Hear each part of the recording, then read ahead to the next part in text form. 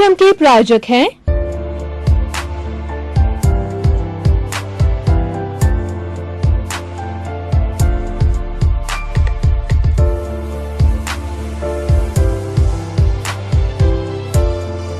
श्रोतागण, channel 24 news plus में के विशेष कार्यक्रम पुनरुत्थान में आप सभी का स्वागत है, अभिनंदन है, सत्कार है।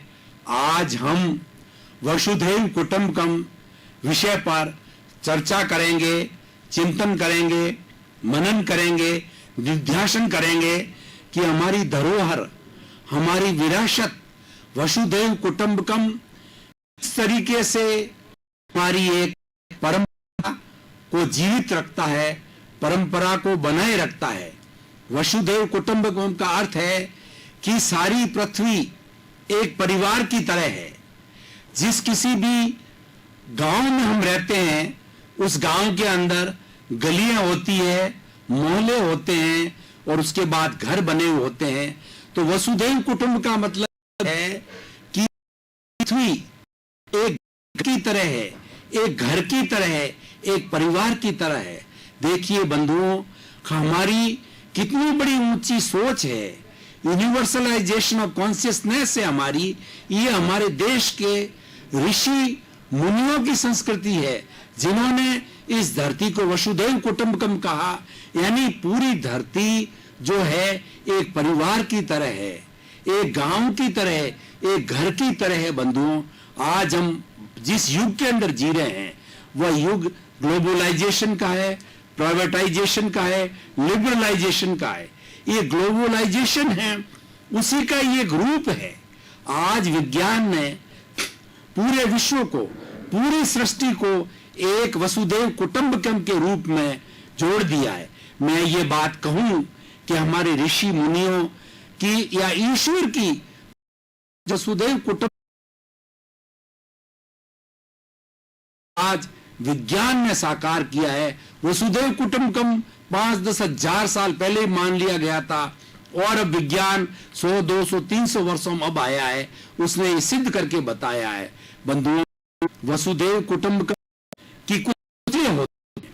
मूल्य क्या होते हैं? सबसे पहला प्रेम का मूल्य होता है। यानी प्रेम एक ऐसा रसायन है जो कि व्यक्ति को व्यक्ति से जोड़ता है। इससे बड़ा इस सृष्टि के अंदर कोई भी रसायन नहीं है।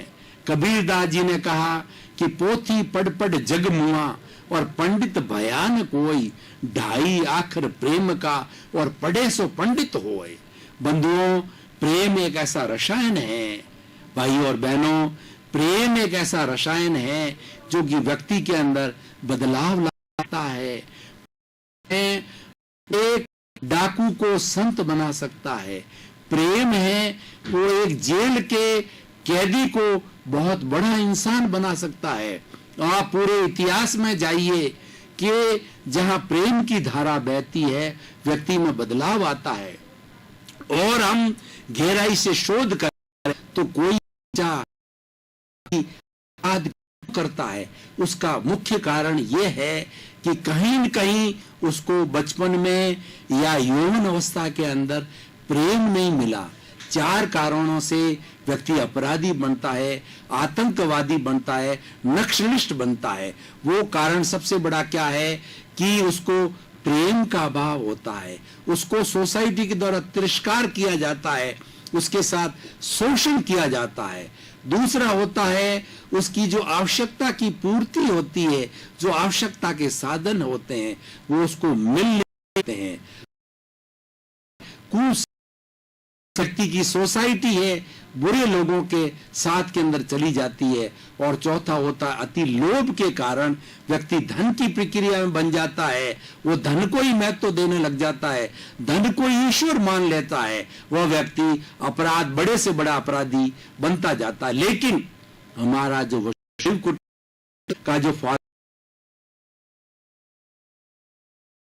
वसुधैव कुटुंबकम का जो कॉन्सेप्ट है वो हमें मानव को मानव बनाता है।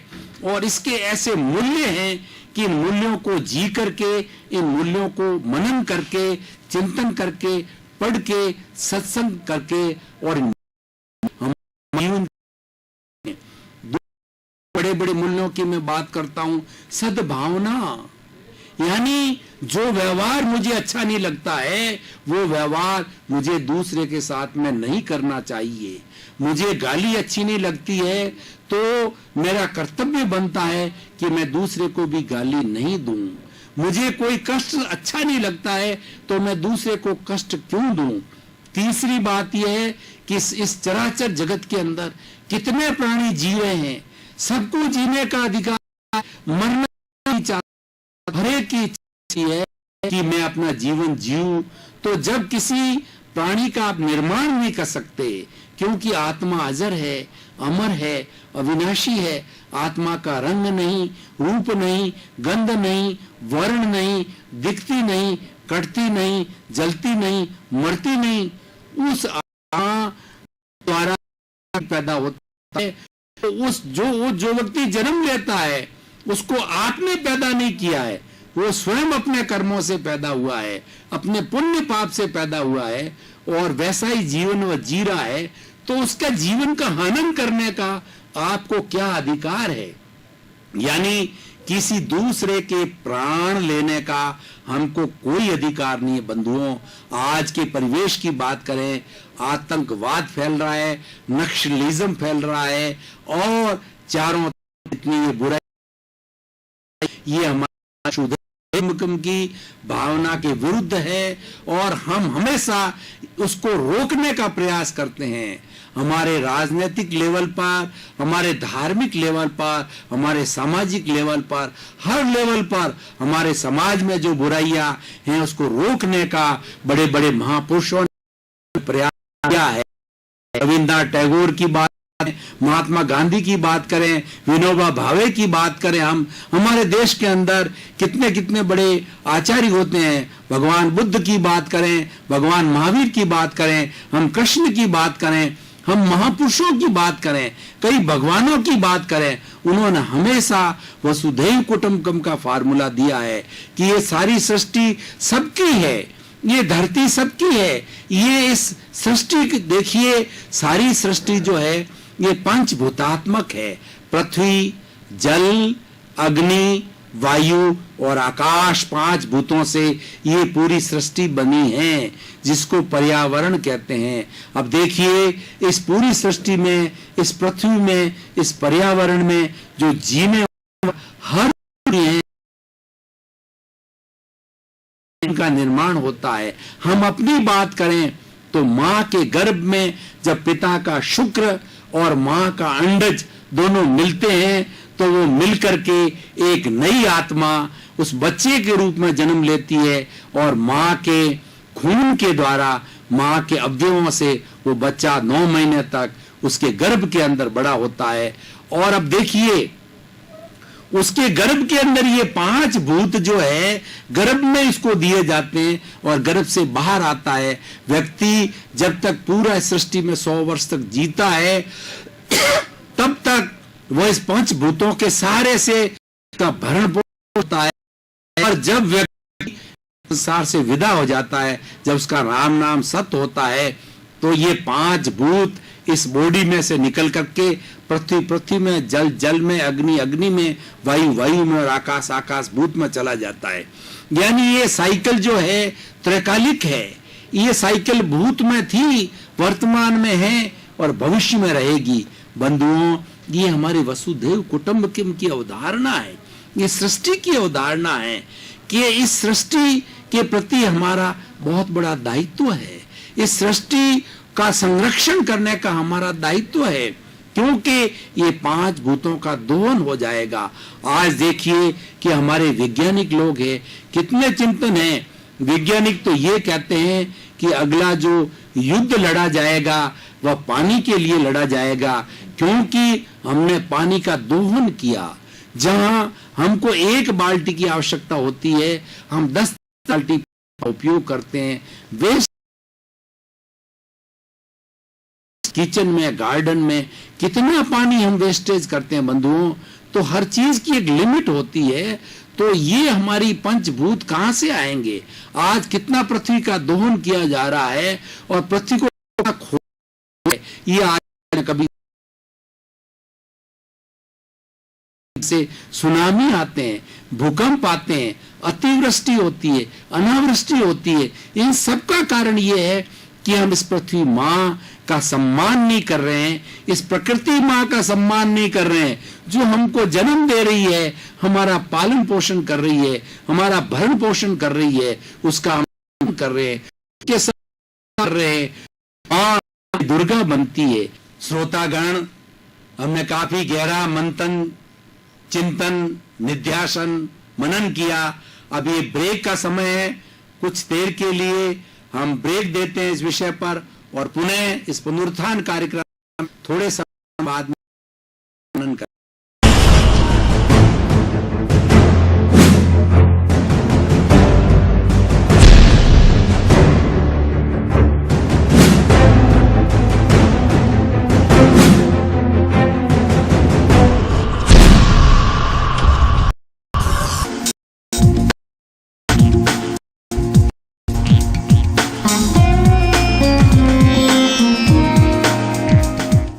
की संपन्नता के बाद में श्रोतागण, चैनल 24 न्यूज प्लस में आप सभी का पुनः स्वागत सत्कार करते हुए आज के इस विषय के ऊपर फिर हम चिंतन करते हैं, क्योंकि हमारी संस्कृति के चिंतन बहुत गहरे हैं। जितना जितना चिंतन करेंगे उतना उतना नवनीत निकलेगा। हमारी जो जननी है, वो जननी के 3 रूप कहते हैं। लक्ष्मी पे का दुर्गा का रूप है, यानी वही स्त्री जब लक्ष्मी के रूप में होती है तो हमको भौतिक समृद्धि देती है, हमको आध्यात्मिक समृद्धि देती है, और वो लक्ष्मी जो है हमें मोक्ष तक ले जाती है। और वही हमारी जननी, वही हमारी माता स्वर्ग धारण करती है, तो ज्ञान देती है। वो मैं आज एक छोटा अच्छा अदना सा व्यक्ति आपके सामने, एक तुच्छ व्यक्ति, एक अज्ञानी व्यक्ति आपके सामने ये बात जो रख रहा हूं, चिंतन मनन कर रहा हूं, ये सरस्वती माँ की कृपा से हो रहा है। सरस्वती माँ मेरे दिमाग के अंदर अच्छा चिंतन डाल रही है, वो चिंतन मैं आपके सामने प्रस्तुत करता हूं। और वही माँ, वही लक्ष्मी माँ और वही सरस्वती माँ जब उसके है तो चंडी का रूप धारण कर लेती है और वो अच्छे से अच्छे योद्धा, अच्छे राक्षस को परास्त करती है। तो बंधुओं, ये वसुधैव कुटुंबकम की अवधारणा है कि ये सारी सृष्टि एक माँ है। इसका दोहन मत करो, इसकी उपासना करो। हमारी वैदिक परंपरा, वेदों में जाइए, वेदों को पढ़ेंगे तो वहां पर पृथ्वी की पूजा की गई है, अग्नि देवता माना गया है, समुद्र देवता माना गया है। यानी हमारे प्रतिदिन काम में आने वाले जो जो साधन है उसको दैविक रूप दिया, उसकी पूजा की। वसुधैव कुटुंबकम की फार्मूला है। इसी कारण भारत जो धर्म गुरु देश बना, ये वसुधैव कुटुंबकम के कारण बना। ये हमारी स्वयं की कृति है। जब हम योग की चर्चा करेंगे, योग भारत की संस्कृति है, उसी तरीके से वसुधैव कुटुंबकम हमारी अवधारणा है। बंधुओं, मैं तो बार बार आपको बताता हूं भाई और बहनों कि हम कितने भाग्यशाली हैं कि हमने आर्य देश में जन्म लिया, हमने भारत में जन्म लिया, जहां पर पत्थर पूजे जाते हैं। पत्थर को मूर्ति दे, उसको प्रतिष्ठा करा करके उसको ईश्वर का रूप दिया जाता है, और सुबह शाम उसी जो है हम मूर्ति के सामने उसको भगवान मानकर उसको पूजते हैं, उसका ध्यान करते हैं, उसकी मनोकामना करते हैं, उसको जीवन में धारण करते हैं, उससे मांगते हैं कि हे मेरी माँ, हे मेरे देवता, आप मेरे जीवन को अच्छा बनाना, मेरे जीवन को ऐसा बनाना कि मैं समाज की सेवा कर सकूं, और मेरे जीवन में जितनी बुराइयां हैं वो आपके चरणों के अंदर मैं समर्पित करता हूं।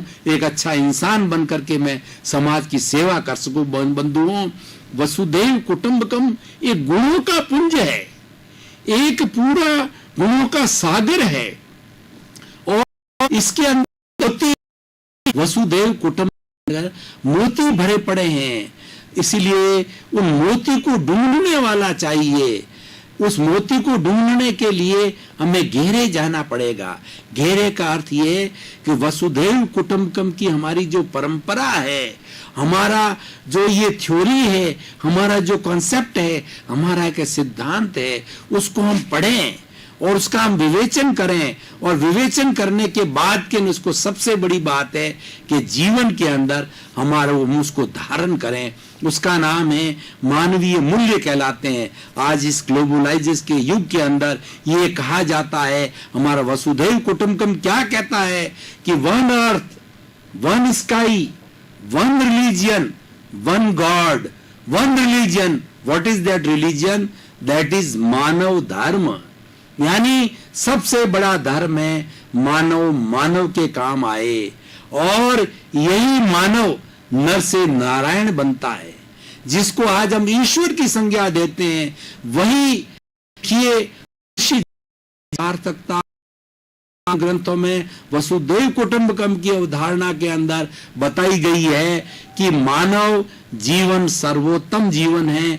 मानव जीवन इस सृष्टि का उत्कृष्ट प्राणी है, क्योंकि मानव के अंदर ऐसे मूल्य हैं, उसका ऐसा विकसित दिमाग है कि वो चाहे तो इस सृष्टि के अंदर एक स्वर्ग बना सकता है।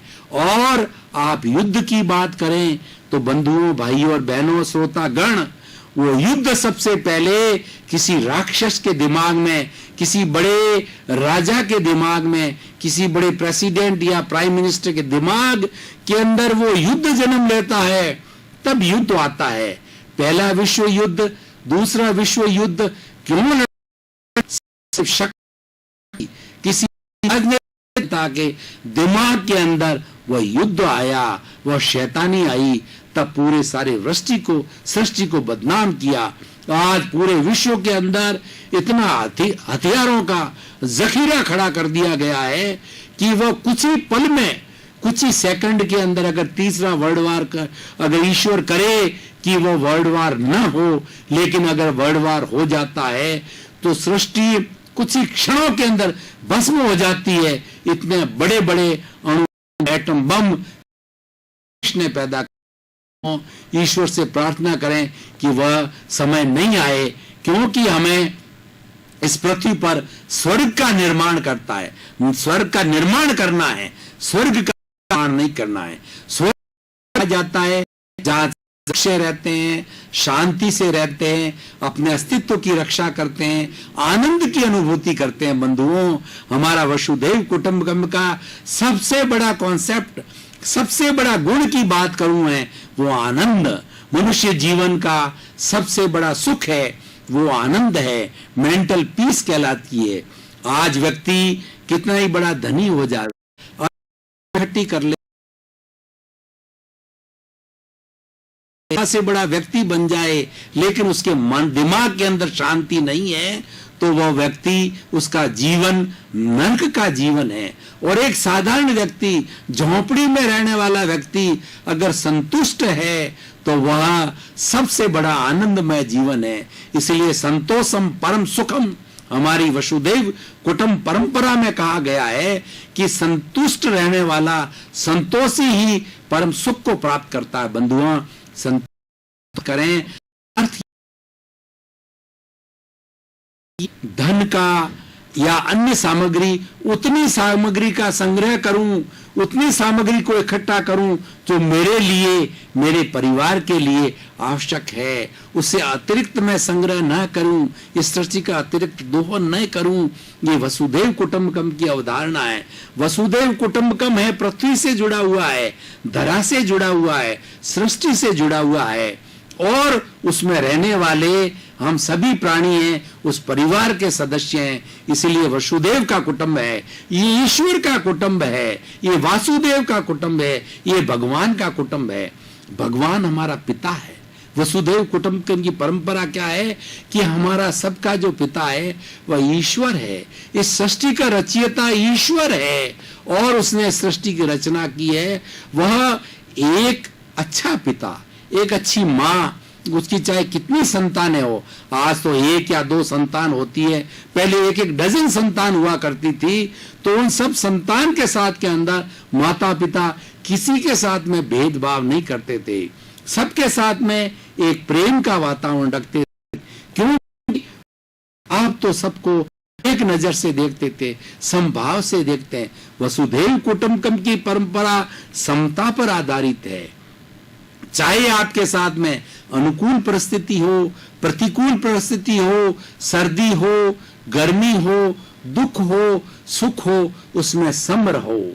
इसीलिए तो है कबीरदास जी में कहा गया है कि दुख में सुमिरन सब कर, दुख में देना, दुख काहे को हो। ये हमारे ऋषि मुनियों की परंपरा, ये वसुधैव कुटुंबकम की परंपरा है। और उस वसुधैव कुटुंबकम के अध्याय से आज पुनरुत्थान कार्यक्रम के माध्यम से आपके श्रोतागण को मैं बताना चाहता हूं, बंधुओं, ऐसा सुंदर विषय, ऐसा सुंदर अवधारणा हमारे भारत में पैदा हुई, हमारी खुद की है, हमारी खुद की रचना की हुई है, हमारे ऋषि है। कितनी सुंदर चीज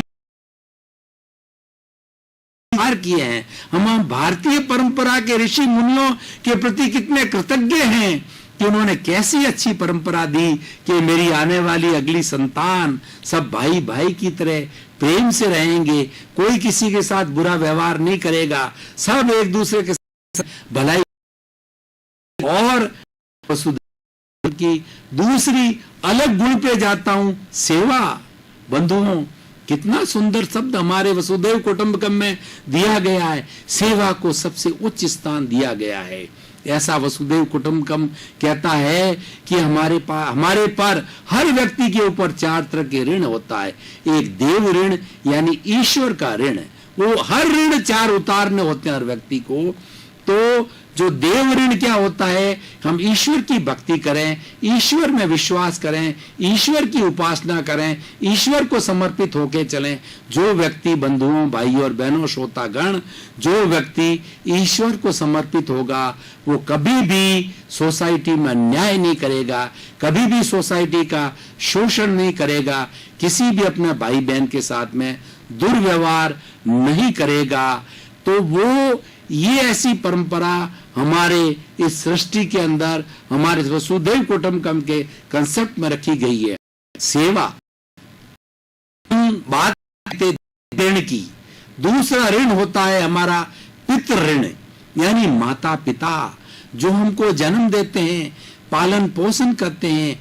माँ बच्चे को सुख में दुख में खुद गीले में सोती है, बच्चे को सूखे में सिलाती है, सर्दी हो गर्मी हो उसकी रक्षा करती है। और पिता है एक छाते की भांति, अम्ब्रेला की भांति जो है बच्चे का रक्षण करता है, उसको पढ़ाता है, उसको लिखाता है और हर वक्त ये चिंतन करता है कि मेरा बेटा मेरे से। इसीलिए हमारी वसुधैव कुटुंबकम की परंपरा में कहा जाता है कि बेटा है वो बाप से सवाया होना चाहिए। बाप बड़ा प्रसन्न होता है कि जब बेटा उससे आगे निकल जाता है। बाप वकील होता है, बेटा जज होता है, हो जाता है, तो उस बाप को कितनी खुशी होती है। ये हमारी जो वसुधैव परंपरा कहलाती है। तो हमारा पितृ ऋण, देव ऋण, पितृ ऋण, और तीसरा जो ऋण होता हमारा समाज का ऋण। समाज का ऋण बंधुओं बहुत बड़ा ऋण होता है। जब बच्चा जन्म लेता है तो उसको पहचान कौन देता है? उसको समाज देता है। उसको नाम कौन देता है? समाज देता है। श्रोतागण, आपने बहुत स्थिरता रखी और आज वसुधैव कुटुंबकम के इस चिंतन को बहुत गहन बनाया।